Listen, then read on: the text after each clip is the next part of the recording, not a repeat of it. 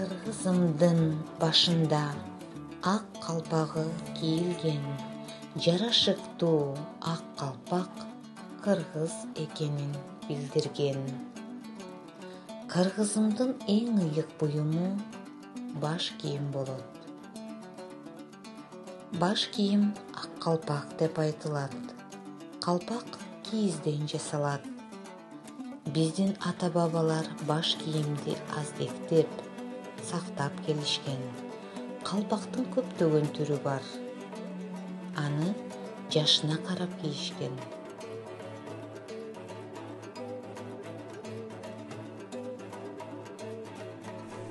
Мен силерге келип турам тактагым, кадимкиде кыргызымда калпагым. Анда эмесе баарын булак салып тур, ак калпактын улуулугун айтайын. Кийгенде башка жагашкан сууктан баары карашкан, ак калпакка барышкан, ата-бабалар кебиз сымыктап атактап, кыргыздын жүрүсү ак калпак дегенден ата-бабам кийишкен. Бийик тутуп кадырлаштырышкан ак калпагын түшпөсүндө башынан ак калпагын балдарына беришкен. Жайда салкын сактап күндүн нурунан, кышта жылуу сактап, кызга сууктан.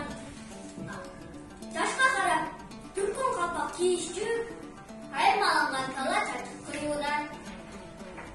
Чоңартылган жайкалтышып сакалын кийчү эле бийик бакар калпагын. Аппак калпак кийчү чыган мырзасы батырлыктан чыгарышкан атагы. Кызыл куюп калпак кийген жигиттер